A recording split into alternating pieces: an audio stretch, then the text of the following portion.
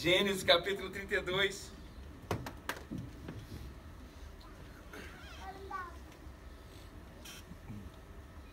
Versículos de 24 a 32, um texto muito conhecido. Um texto de conversão de Jacó.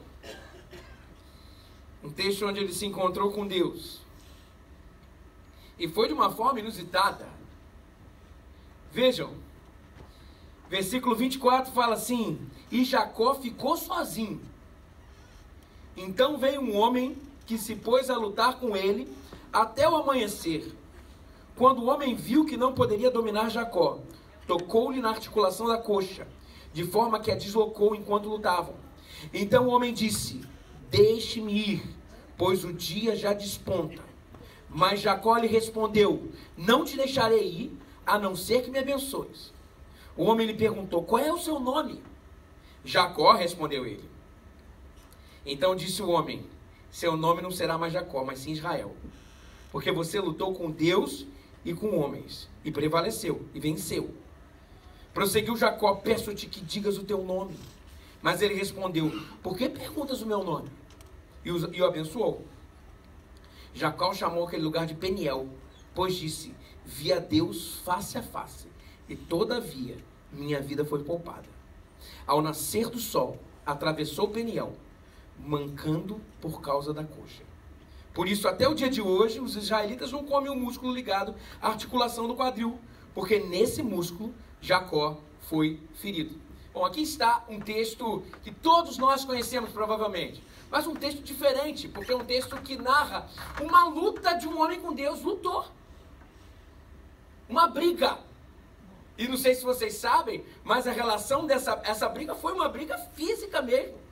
De tal forma que Jacó saiu com problema dessa briga. Jacó saiu machucado, vamos dizer assim. Jacó saiu com marcas. Eu queria falar exatamente sobre esse momento em que a vida de Jacó é transformada, em que a vida de Jacó é mudada, e tirar algumas coisas específicas aqui. O que eu queria falar era sobre as marcas que o encontro com Deus nos promove. Quais são as marcas de um encontro com Deus? Porque diferente de outras coisas, que de vez em quando a gente canta nas nossas congregações, manso e suave, Jesus convidando. Não teve manso e suave aqui não. A verdade é que aqui foi a seguinte, aqui ó, vamos partir para a briga, vamos lutar. É o que aconteceu com Jacó. Eu não sei se vocês sabem, mas a história de Jacó, ela começa antes. Vocês lembram que o Deus de Israel é o Deus de Abraão, de Isaac e de Jacó. Mas antes dessa época, não era o Deus de Abraão, Isaac e Jacó. Era o Deus de Abraão, o temor de Isaac. Porque é interessante como a relação de Isaac com Deus foi uma relação de temor. Depois isso vem ser modificado. E por último aí, a partir desse evento fundante, ele começou a se tornar Deus de Jacó. Vocês lembram da história do avô de Jacó? O avô de Jacó era Abraão.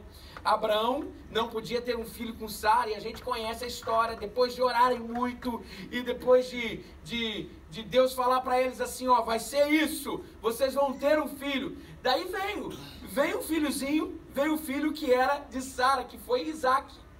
E vocês também conhecem a história, parece que na vida dos pais da fé, filho não era uma coisa que eles sabiam fazer, porque todos eles tinham o mesmo problema, eles não conseguiam, as mulheres eram estéreis. E aconteceu a mesma coisa com Rebeca. E depois de muito tempo, da mesma forma o Senhor prometeu e tudo mais, aí veio uma dupla de gêmeos, né? Veio gêmeos, que era quem? Jacó e Esaú. E vocês lembram muito bem que a primogenitura para o judeu era uma coisa muito importante, era uma coisa muito cara. A Bíblia narra que Jacó e Esaú, eles nasceram da barriga de sua mãe, Jacó segurando no calcanhar de Esaú, como se Jacó por ali já fosse ditado o que seria da vida de Jacó, um trapaceiro. E é engraçado porque a mãe coloca o nome dele disso, Jacó, trapaceiro. O cara que contava história para ganhar vantagem.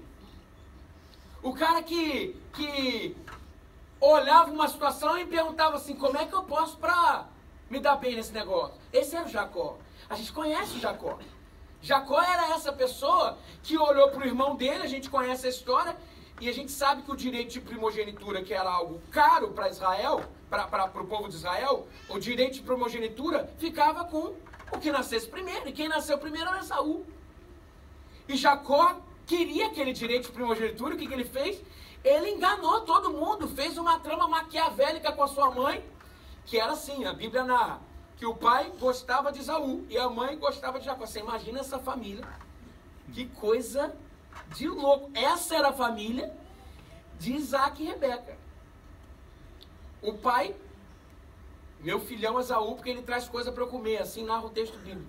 A mãe, meu filhinho Jacó, porque ele está na barra da saia da mãe. Eu não sei se vocês sabem, mas provavelmente, de acordo com o texto bíblico, quando Jacó aplicou o golpe em Esaú, Jacó tinha provavelmente 72 anos.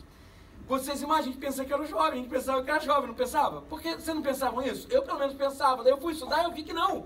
Sabe o que é? É que Jacó era aquele cara que não queria sair de casa, não queria sair da mamata do pai e da mãe. Não queria.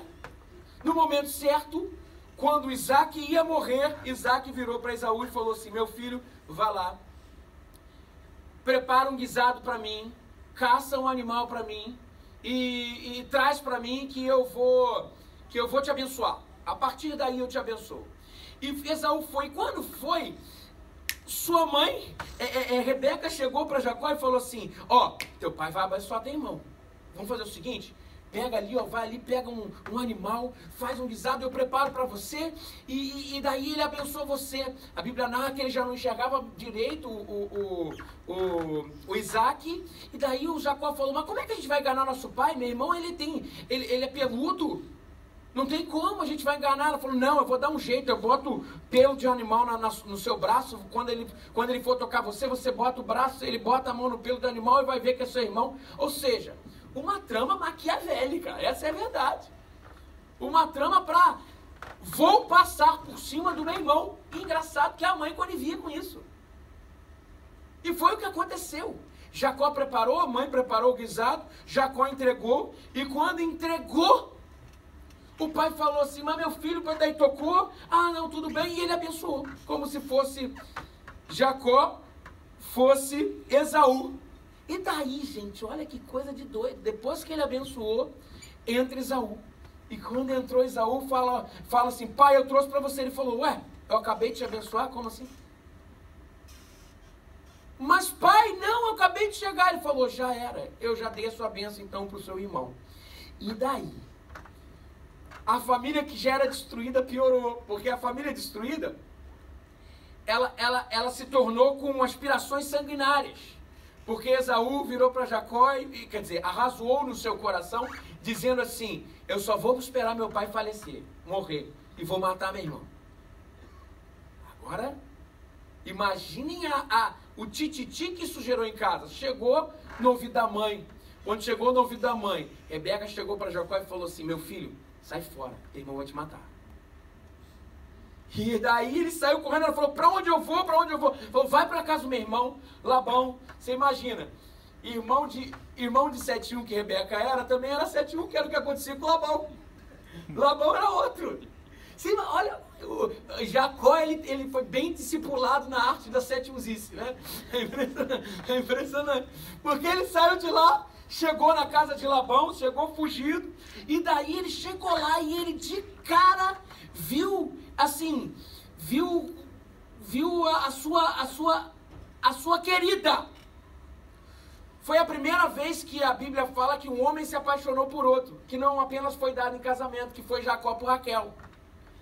Quando Jacó viu Raquel, falou assim, eu quero essa menina, eu quero casar com ela. Labão falou, aqui nas nossas bandas funciona diferente, você tem que trabalhar por ela. E ele trabalhou durante 7 anos. E quando chegou, fizeram uma festa no dia do casamento, na hora de entregar, não entregou Raquel. Entregou a irmã mais velha, Lia. De acordo com o texto bíblico, Lia não era tão atraente, Raquel era super atraente. E quando Jacó viu aquilo, falou assim, mas Labão, como assim? não acredito que você vai fazer isso comigo. Ele falou, você não sabia que na nossa cultura a mais velha tem que vir antes da mais moça? É tudo emaranhado de 7-1, essa é a verdade. Que é o que estava acontecendo. O texto bíblico é claro em relação a isso. Agora você imagina que claramente o nome de Jacó ele foi sendo forjado não apenas no dia do batizado, mas foi sendo forjado à medida que a vida dele foi acontecendo. Uma vida marcada de mentiras. Uma vida marcada por engano. Não se engane, que ele não só enganava como era enganado. E era isso que aconteceu. E ele trabalhou mais 7 anos por Raquel. E depois de trabalhar 7 anos por Raquel, ele recebeu Raquel. E a Bíblia narra que antes de Jacó chegar na casa de Labão, Jacó ele teve um encontro com Deus. Um encontro com Deus, mas olha que coisa interessante. Na verdade, Deus teve um encontro com ele.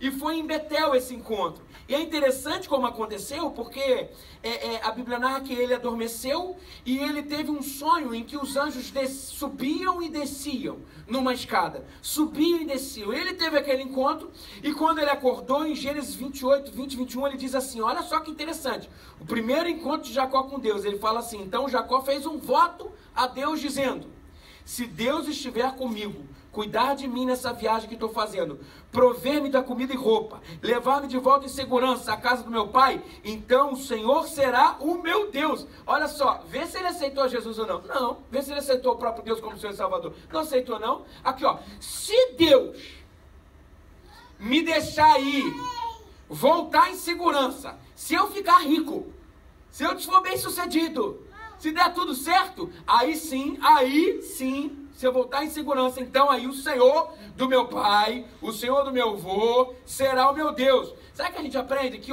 enquanto você tem algo para colocar na troca com Deus, gente, aqui, ainda não é relação com Deus, ainda não é conversão. A salvação ainda não chegou na casa. Foi o que aconteceu com ele. Se aconteceu isso, aconteceu, aí sim eu posso me submeter. Veja, Jacó casou com as suas mulheres, Lia e Raquel. Depois disso, a consequência é que Deus começou a abençoar Jacó de uma forma grandiosa. Ele começou a ter muitas riquezas. Ele começou a ter muitos rebanhos. E aquilo foi tomando a vida de Jacó. E aquilo foi fazendo dele um homem preponderante na sociedade.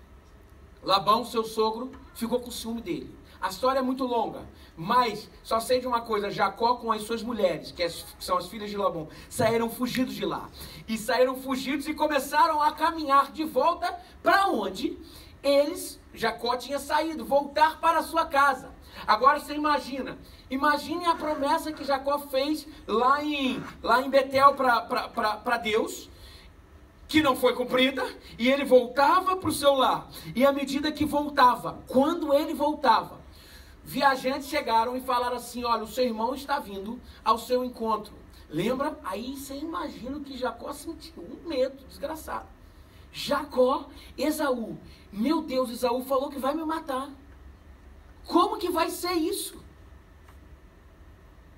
E daí foi interessante, porque o texto, se vocês lerem um pouquinho antes, vocês vão perceber que Jacó vai amaciando o coração do irmão, mandando presentes e tudo mais, até que, vocês imaginam, Jacó vindo e Esaú vindo ao encontro dele, a Bíblia narra que depois os caras falaram, ele vem com mais 400 homens. Então Esaú não vinha sozinho não, Esaú vinha com uma comitiva. Para acabar com Jacó, a última notícia que ele recebera do seu irmão era o seguinte, se tu não for embora, teu irmão vai te matar. Jacó, com as suas mulheres, com os seus rebanhos, com os seus servos, estava desesperado. Logo depois, aí a Bíblia narra que ele tinha que passar por um valzinho, chamado Val de Jaboque. Depois do Val de Jaboque, ele se encontraria com seu irmão. A Bíblia narra que ele passou as suas fazendas, ou seja, o que ele tinha, passou os seus servos, passou as suas esposas, passou também os seus filhos. E daí a gente chega no texto onde a gente está aqui. A gente chega no texto, quando ele fez passar todo mundo, aí ele ficou sozinho nesse val. E nesse val, quando ele ficou sozinho, A Bíblia narra que veio um homem. E veio um homem e começou a lutar com ele. E começou a lutar com ele. E ele fisicamente começou a lutar com o homem. E é engraçado que aquela guerra, aquela luta, diferente de outras guerras e diferente de uma relação de guerra com Deus, que é uma força desigual. Deus ganha da gente, não tem jeito. Não tinha vencedor. E não era Deus, era o homem. Mas em outros lugares, se a gente for olhar em Oséias capítulo 12, a gente vai ver que era o próprio Deus que Oséias falava, que era ali. Mas era homem, era uma situação meio antropomórfica. E eles lutavam, e um brigava com o outro, e caía na mão até que parecia que nada acontecia. Como um UFC sem regras, que valia golpe baixo. E daqui a pouco, Jacó chega e fala assim: me abençoa. Mas antes de abençoar, ele toca a coxa de Jacó. E quando toca, aquilo de alguma forma machucou, porque o texto no final, quando a gente leu lá no versículo 32, ele fala que ele saiu mancando daquele confronto. Daí, quando ele falou, me abençoa, daí Deus chega e fala assim para ele, quer dizer, o homem fala, qual é o seu nome? E daí ele fala, o meu nome é Jacó. E depois que ele fala, o meu nome é Jacó, ele fala assim, então você não vai mais se chamar Jacó, você vai se chamar Israel, porque você é príncipe de Deus, e lutou com o Deus e o homem, e prevaleceu. E a Bíblia narra que no amanhecer, ele saiu daquela luta, com marcas de batalha, mas saiu daquela luta, com a consciência de que Deus estava com ele. Aí vem a primeira pergunta, com quem Jacó lutava? Oséias capítulo 12, versículos de 3 a 4, diz que ele lutava com Deus. Mas tem um teólogo que também, o nome dele é Harold Kushner. Ele abre um pressuposto para dizer que é mais do que lutava com Deus. Ele lutava com Deus que na condição de homem, atenção, se faz espelho do próprio Jacó. Quer ver um exemplo disso? Ele luta com ele mesmo. Não há vencedor, não há vencido. São lutas de forças iguais. Ali, gente, era Jacó lutando com Israel. É a luta da humanidade caída com a humanidade redimida. É mais ou menos isso. Eu já até falei uma vez, que é muito interessante, quando a gente chega para lutar com Deus, a primeira coisa que ele oferece para a gente é um espelho, gente. Isso é muito interessante. Porque é como se eu que estou tentando fazer regime, a Priscila comprou uma balança esses dias. E isso é uma desgraça, Eu ontem já falei, a balança está errada. Eu falei ontem para ela, a balança está errada. Mas tá mesmo, a balança está errada. Ela comprou a balança, não está legal não. Mas é verdade, não estou falando sério. Mas eu subo na balança, ou eu me olho no espelho, primeiro que aquele negócio da ponteirinha vindo assim, aquilo já dá um negócio em mim. Daí você, ou a balança ou o espelho, quando você se olha, você faz assim, você tenta pegar a sua melhor silhueta. Mas a verdade é que só tem como a gente saber se a gente cresceu em alguma coisa, se a gente afere medidas. E isso é horrível, né? Porque a gente quer fugir desse negócio. Aí que é a coisa mais interessante do texto bíblico, porque quando Deus se apresenta para lutar com Jacó, ele se apresenta no Jacó às avessas. Ele se apresenta como um espelho. A principal arma de Deus para lutar com a gente é um espelho na mão. Chegamos para lutar, estamos diante de Deus, ele vem com o espelhinho falando assim, aqui você, olha você, olha você, olha você. A luta com Deus é uma luta que revela as nossas ambiguidades, que é o que aconteceu com Jacó, as nossas incertezas, as nossas inconsistências, as nossas incoerências, as nossas consciências atormentadas. E Deus, no versículo 27, pergunta para ele assim, qual é o seu nome? Pergunta para Jacó. É como se o espelho estivesse diante dele e falasse assim, ei, qual é o seu nome? Não é o nome que Deus queria saber. Deus estava esperando uma confissão. Deus estava fazendo com que ele olhasse no espelho. Ei, olha para cá. Ei, sobe na balança. Qual é o seu nome? E Jacó disse, depois de lutar uma noite inteira com Deus, Jacó disse, o meu nome é Jacó. O meu nome é suplantador. O meu nome é enganador. O meu nome é aquele que tentou passar a perna no irmão. O meu nome é aquele que está com 2 famílias e pensa que pode viver assim, legal. O meu nome é aquele que quer tirar proveito no trabalho e não emite nota fiscal. O meu nome é aquele que sempre tenta ganhar uma vantagenzinha em qualquer coisa para dar certo. O meu nome, qual é o meu nome? O meu nome é isso aí mesmo. Eu sou Jacó. E como é difícil da gente conseguir definir o nosso nome. Definir quem nós somos. Quem é você? Saiba que numa luta com Deus, a primeira marca que Ele faz com a gente é: quem é você? Qual é o seu nome? Qual é o seu nome? Aí Deus fala assim: qual é o seu nome? É Jacó. Ele só precisava escutar disso. Ele só precisava escutar isso. Ele não fez uma réplica falando assim: realmente, cara, o que tu fez com teu irmão não vale nada. Pelo contrário, por si só, a confissão do nome já leva ele dizendo, falando assim: ei, então tá bom, você é Jacó, agora vai ser Israel. Sabe por quê? Porque você é príncipe de Deus. E você lutou com Deus e com homens. E prevaleceu. Aqui, ó. Não tem como ter um encontro com Deus e não mudar de nome.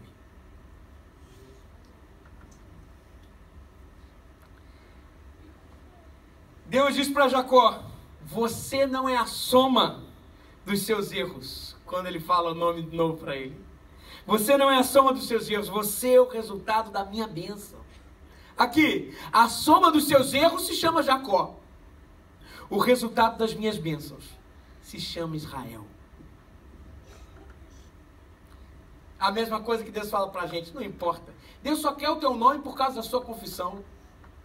Mas o que Deus quer de verdade é te dar novo nome. É te rebatizar. Qual é o seu nome? E ele continua, o que se revela na luta de Jacó com Deus é o conflito entre ser bem sucedido, de forma trapaceira, ou ser bom. Entre me tornar quem eu sei que Deus quer que eu seja, ou continuar sendo quem eu sou. É o conflito entre fazer o que é certo ou o mais imediatista e prazeroso. Agora você imagina a vida de Jacó. A vida de Jacó era assim: meu Deus, diante dos meus olhos, no dia seguinte eu tenho meu passado. Eu tenho meu passado mal resolvido com meu irmão. Eu olho para frente e vejo assim: meu Deus, eu vou morrer amanhã.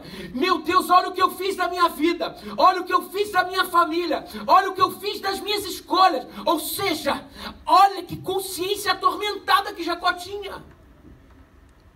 Jacó estava diante de uma mudança ou de uma morte. A verdade é que no dia seguinte, o que passava na cabeça dele é: com que cara eu vou olhar para o meu irmão? Com que cara eu vou olhar para a minha família? Com que cara eu vou me reerguer? Como é que eu vou explicar isso para mim e para os meus filhos? Como? Jacó estava diante da sua consciência atormentada. E a gente aprende um negócio muito importante aqui, ó. O único remédio para uma consciência atormentada é fazer a coisa certa. Ei, gente, o mundo está cheio de gente atormentada que não sabe o que deve fazer. Sabe quando atormenta? Sabe quando você tenta buscar justificativas, você tenta ajeitar as coisas, mas dentro de você está falando assim: não adianta. Quando isso acontece, gente, o único remédio: faz coisa certa. Não se prende por isso não. Mais do que isso, deixa o anjo ganhar de você. Não lute mais. Deixa ele ganhar. Deixa de achar justificativa para dizer: eu estou no caminho certo. Deixa o anjo ganhar. Nós estamos diante de uma luta. E a primeira coisa que acontece quando a gente chega na luta com Deus é Deus colocar a gente diante do espelho. E saiba que essa luta não tem vencedor. Essa luta só se faz vencido quando se vence. Essa luta só se vence quando se faz vencido. É o contrário. Deixa o anjo ganhar. Vou falar um negócio: quando o anjo ganha, é a primeira noite de sono que você vai ter. Há muito tempo que você não tem. Deixa o anjo ganhar. E aí tem um escritor que fala: aí se estabelece o paradoxo dessa bênção espiritual, que é quando a vitória de Deus é ser vencido pelo homem. E a vitória do homem é ser vencido por Deus. E quando tudo que Deus quer é que o homem a ele se agarre de tal forma que Deus não se possa livrar. E tudo que o homem precisa é da bênção que o faça mancar, lembrando a vida inteira a quem ele pertence de fato. E a gente aprende que na luta com Deus só existe vitória quando se deixa vencer. Quanta gente está aqui hoje que está lutando com Deus. E, gente, lembra que lutar com Deus é lutar com o seu passado, é lutar com as suas escolhas, é lutar com quem você deveria ser no próprio Deus. E por diversas vezes a gente luta e a gente pensa que a gente vai vencer, mas só existe vitória quando se deixa vencer. Que paradoxo lindo! Que coisa maravilhosa! O texto coloca pra gente, a gente diante desse paradoxo. Não adianta, só se reconcilia uma vida com Deus quando o val de Jaboque te faz mancar. Amém. Versículo 26, ele continua, ele diz assim: então o homem disse: deixe-me ir, pois o dia já desponta. Mas Jacó lhe respondeu: não te deixarei ir, a não ser que me abençoes. Atenção, aqui ó, o que Jacó estava decidido? Eu quero ser abençoado. Eu não vou encerrar essa luta aqui, mais ou menos, mas eu quero ser abençoado. Ele estava decidido. Sabe o que a gente aprende? Qualquer encontro com Deus gera ações definitivas da nossa parte.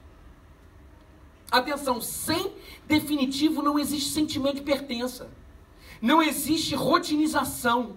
Sem rotinização não existe formação de identidade. Sem formação de identidade não se estabelecem essências, personalidades. Eu gosto muito de um filme, atenção a definições. É isso que eu quero falar aqui, ó. Ó, definições, atitudes, ações definitivas, tomar escolhas.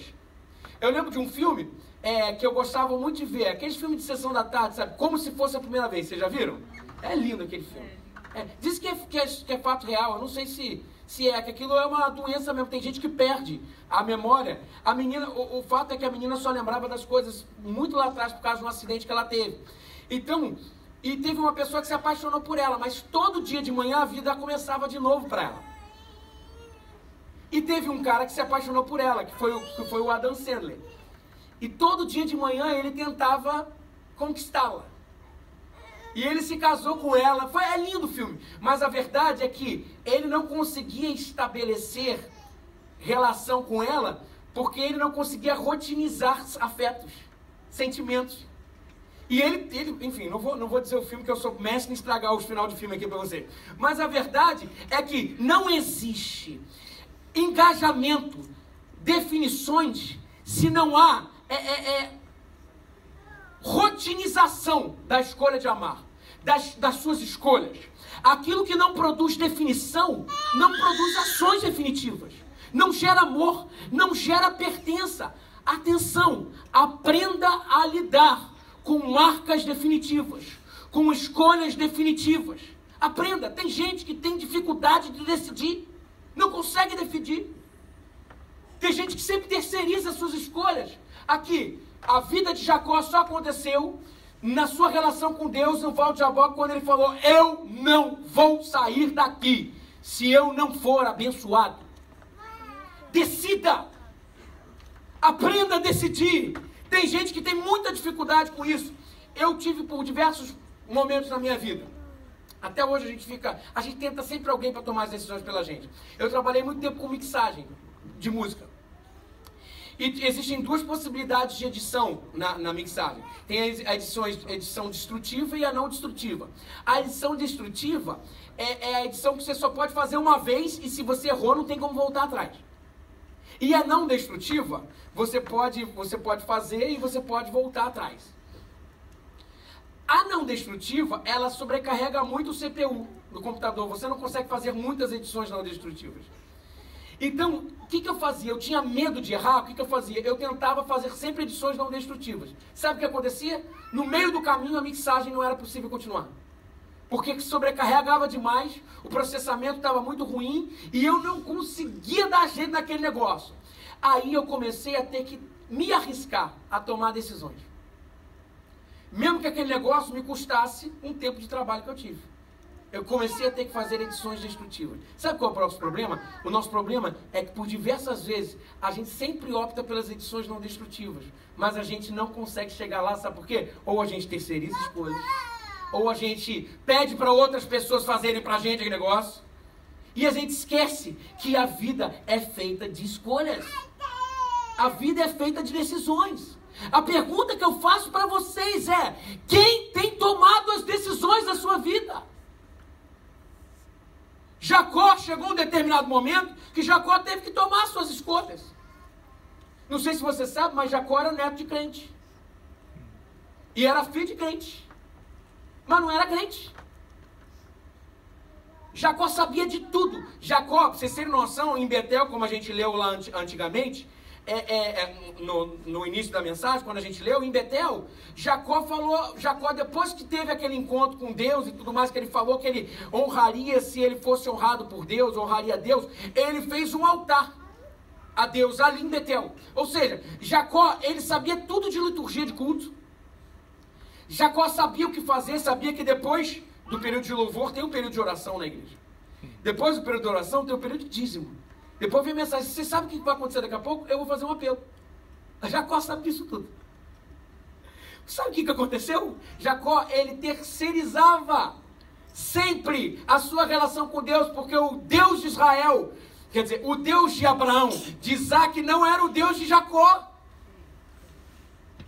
Por diversas vezes, nós terceirizamos escolhas definitivas e fazemos com que outros tomem. E quem não decide, não chega. E para não ter um lugar para chegar, qualquer lugar é chegada e qualquer lugar é partida. A verdade é, não tomar decisões definitivas vai te fazer transitório em tudo que fizer.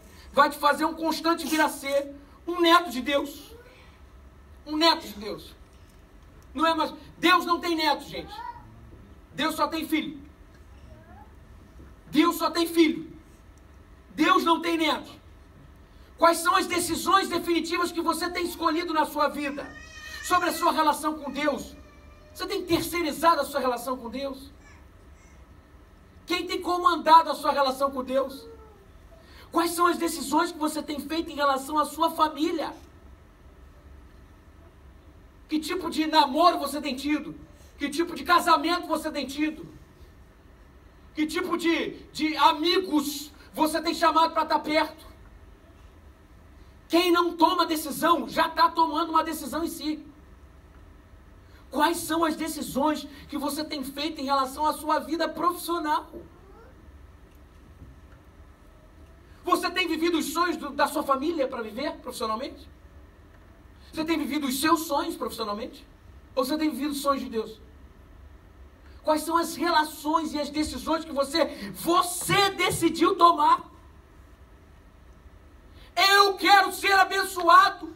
Eu não quero viver uma bênção do meu pai, da minha mãe, da minha família, da sociedade. Não é minha. É minha escolha. É minha decisão. Tem gente que tem dificuldade com o definitivo. Qualquer encontro com Deus geram marcas definitivas. E atenção, falo de marcas. E vou falar mais. Marcas definitivas. Tinha um pastor que marcou muito a minha juventude, chamado Pastor Marinho. E o Pastor Marinho, ele tinha vários esquetes pregando. Uma dessas esquetes, ele vinha com um macacão todo sem nenhuma marca. Um macacão cinza, eu acho. E ele vinha e ele começava a falar assim: eu fui o melhor piloto de Fórmula, de G não sei o que existiu. Eu era muito bom. Tal, não sei o que, eu ganhava de todo mundo. E não tinha pra ninguém. Até que, tinha um cara que fazia minha sombra. O nome dele era, acho que era Ayrton, alguma coisa assim. Ele falando do Ayrton Senna, né? Um cara que fazia minha sombra. Mas não dava nem pro gasto. Ele não dava nem pro gasto.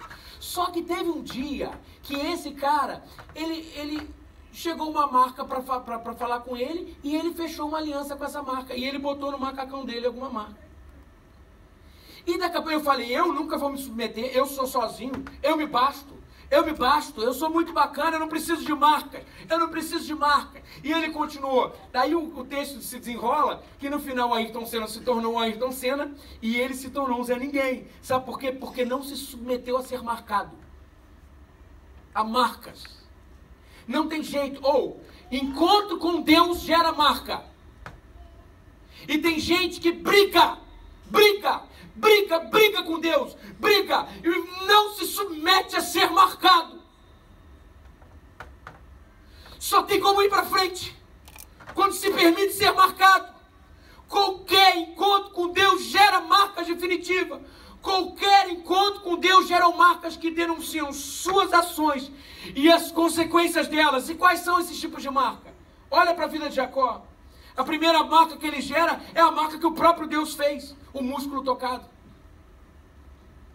Não tem jeito. Se Deus não produz marca na gente, se Deus não produz marca na gente, não nos encontramos. Não nos encontramos. Segunda possibilidade de marcas são marcas que o próprio Jacó fez nele mesmo. Não entendam mal, mas o encontro com Deus denuncia as marcas que a gente próprio fez de errado. E faz parte. Tem gente que tem dificuldade de lidar com as marcas. Dificuldade. Gente, faz parte. São escolhas erradas. Então, a primeira marca é a marca que Deus fez. A segunda marca é a marca que a gente fez. E a terceira marca é a marca que a vida fez. Lembra o que aconteceu com Rebeca? Rebeca tratou Jacó como se fosse um bonequinho de porcelana. E Jacó teve que lidar com aquilo tudo. As marcas são inerentes da vida, mas tem gente que para pela marca. Qualquer encontro com Deus te chama para brigar. Marcas antigas te geram marcas novas.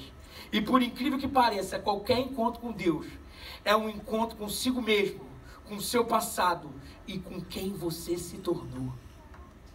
Quem você se tornou. Coisa número 1, defina. Decida, porque encontro com Deus é feito de decisão. Número 2, saiba que as marcas são desdobramentos da caminhada e fazem parte do processo. Versículo 25 fala assim: quando o homem viu que não poderia dominar Jacó, tocou-lhe na articulação da coxa, de forma que o deslocou enquanto lutava.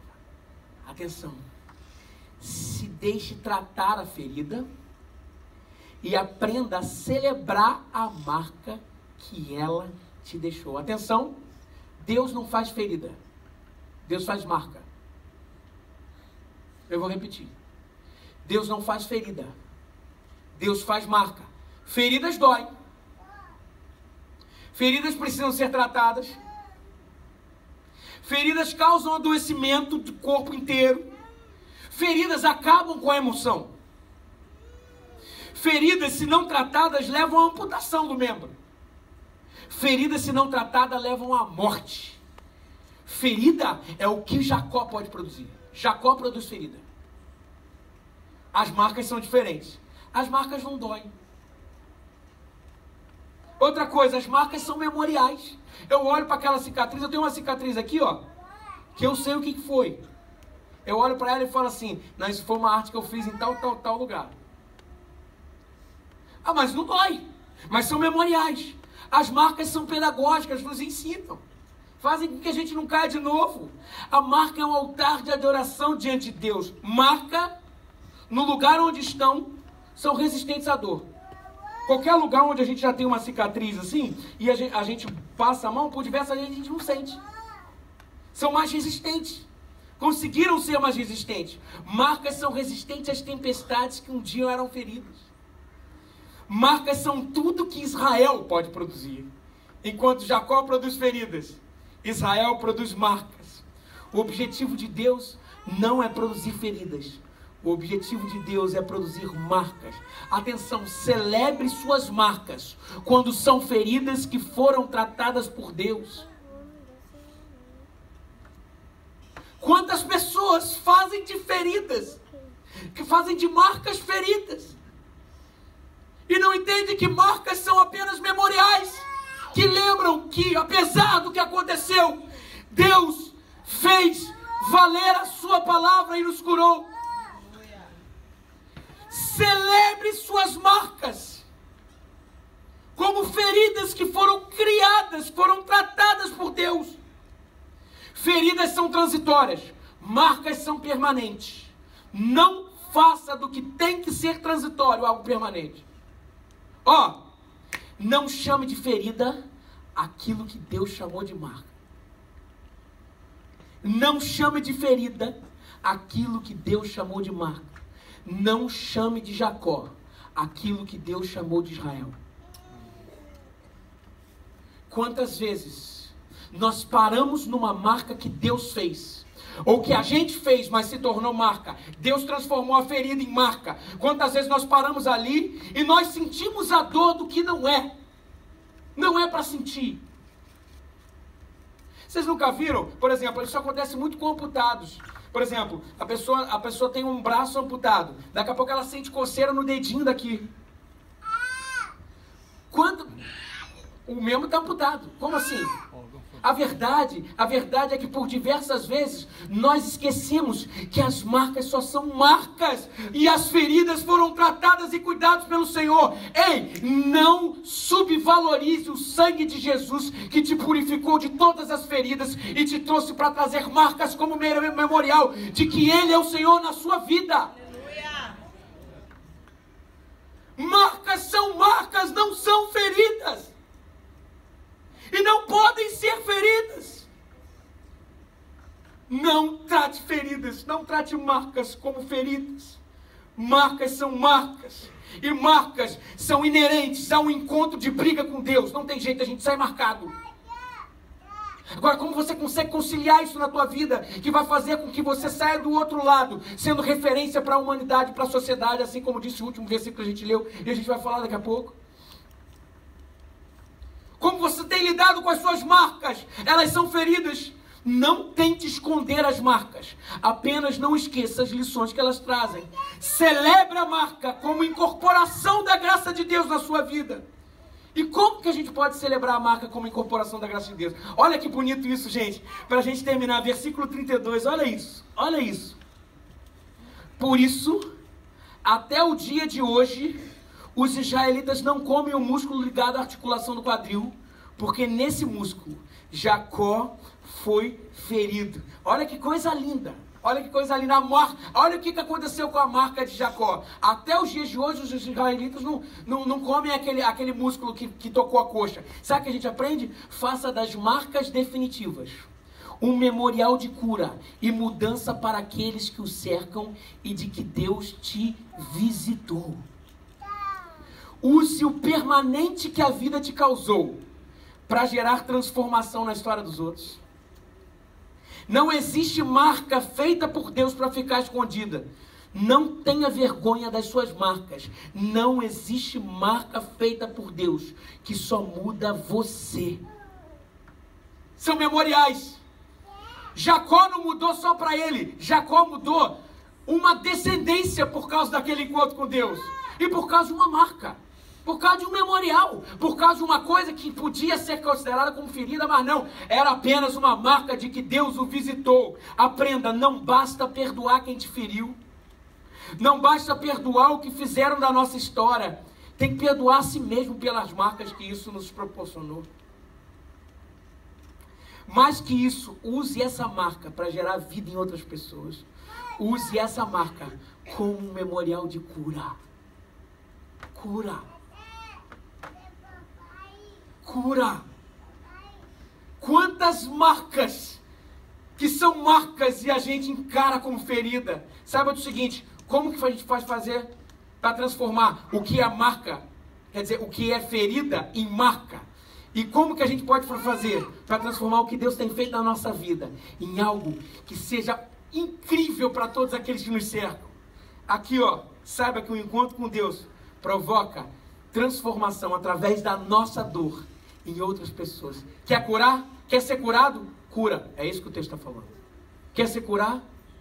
Cura. Sabe o que eu lembro? Eu lembro de uma história. Uma história de uma filha que perdeu um pai.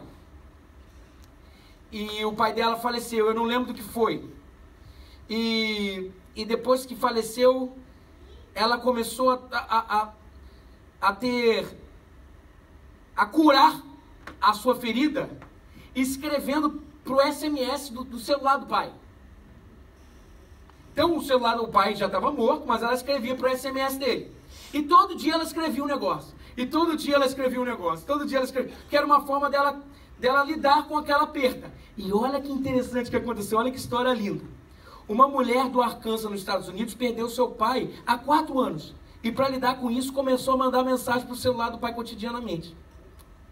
Acabou virando uma terapia. E as mensagens enviadas para o falecido pai contavam como foi o dia, as principais novidades, e dizia que ela o amava muito. Isso se tornou um hábito que durou 4 anos. Ela enviava mensagens de texto, SMS, e não se importou em saber se outra pessoa havia adquirido o número depois de tanto tempo. Mas na última quinta-feira, quando Chase de Peterson, de 23 anos, mandou mais uma mensagem para o antigo número do pai, registrado como Daddy, teve uma surpresa. Faltando um dia para completar o aniversário de 4 anos da morte do pai, ela recebeu uma resposta, depois de enviar a última mensagem. A mensagem dela dizia: oi pai, sou eu. Amanhã vai ser um dia muito difícil. Não esperando uma resposta, mas recebeu uma. Pede para o Maurício só. Obrigado. A resposta que o que ela falou foi assim, ó: oi pai, sou eu. Amanhã será um dia difícil de novo. Já fazem 4 anos desde que eu te perdi. E nenhum dia passa sem que eu sinta muita saudade. Muita coisa aconteceu nesse pouco tempo. Eu venci o câncer. E não fiquei mais doente desde que você estava aqui. Como te prometi que cuidaria melhor de mim mesmo. Eu terminei a faculdade e me graduei com honras. Agora eu voltei e estou terminando de novo. Eu me apaixonei e tive o coração quebrado. Você teria matado ele. Mas eu catei os meus cacos e me tornei uma mulher mais forte. Eu perdi todos os meus amigos e fui ao fundo do poço. Mas eu achei alguém que entrou na minha vida e me salvou. Eu não tenho nenhuma criança ainda. Você ficaria feliz com isso. Mas estou pronto. Eu ainda deixo a minha mamãe louca todo dia. Mas mantenho ela em atividade. Sinto muito por não ter estado lá quando você mais precisou de mim. Mas um dia teremos a chance de ver aquele jogo. Eu tenho medo do casamento porque vou ter que andar por aquele longo corredor sozinho e você não vai estar lá para me dizer que tudo vai ficar bem. Eu estou indo bem e você ficaria muito orgulhoso da mulher que eu me tornei. Não, eu ainda sou linguaruda e minha atitude não mudou. E não, eu não ganhei peso. Ele vai todo para minha cabeça. Só queria dizer que te amo e realmente sinto saudade. A resposta inesperada aconteceu. Oi, querida, eu não sou seu pai, mas estou recebendo todas as mensagens dos últimos 4 anos. Eu já ficava esperando suas mensagens matinais e as atualizações noturnas. Meu nome é Brad e eu perdi minha filha em um acidente de carro em 2014. E suas mensagens vêm me mantendo vivo. Quando você me enviou a mensagem, eu sabia que era algo de Deus. Sinto muito por você ter perdido alguém tão próximo de você. Mas eu te ouvi por todos esses anos. E eu vi você crescer e passar por mais coisas do que todo mundo. Eu já queria ter te respondido, mas não queria partir seu coração. Você é uma mulher extraordinária. E eu queria que a minha filha tivesse se tornado a mulher que você é. Obrigado pelas suas atualizações diárias. Você me lembrou de que existe um Deus e de que não é culpa dele que minha pequena menina se foi. Ele me deu você, meu pequeno anjo, e eu sabia que esse dia viria. Tudo vai ficar bem. Você se esforçará todo dia para fazer brilhar a luz que Deus te deu.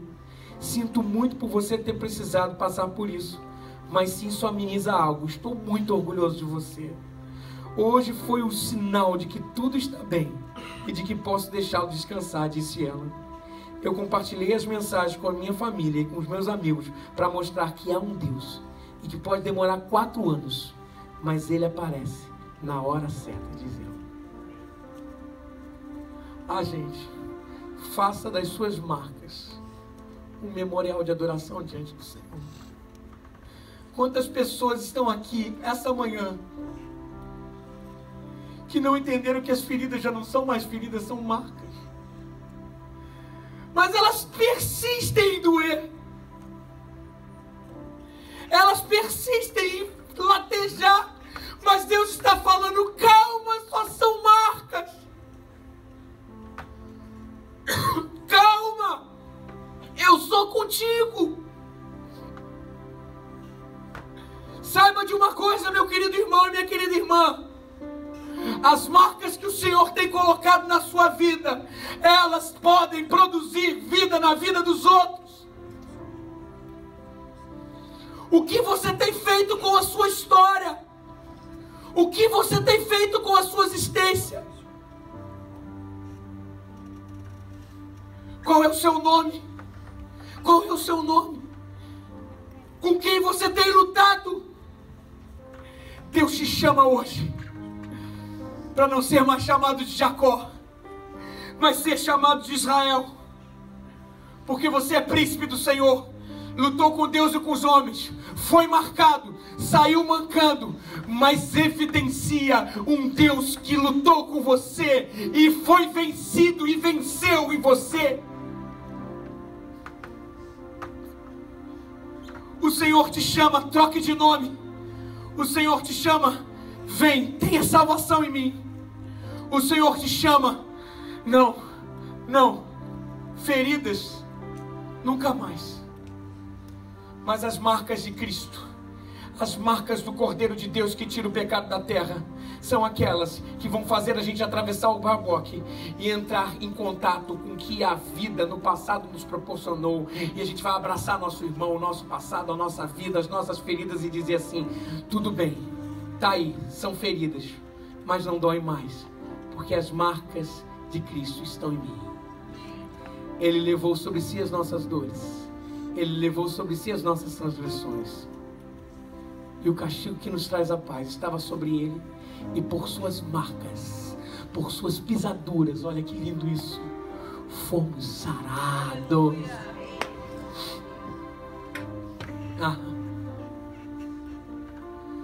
Eu queria que você fechasse seus olhos agora e que você tivesse a sua pequena luta com Deus. E Deus está perguntando, qual é o seu nome? Responda a Ele.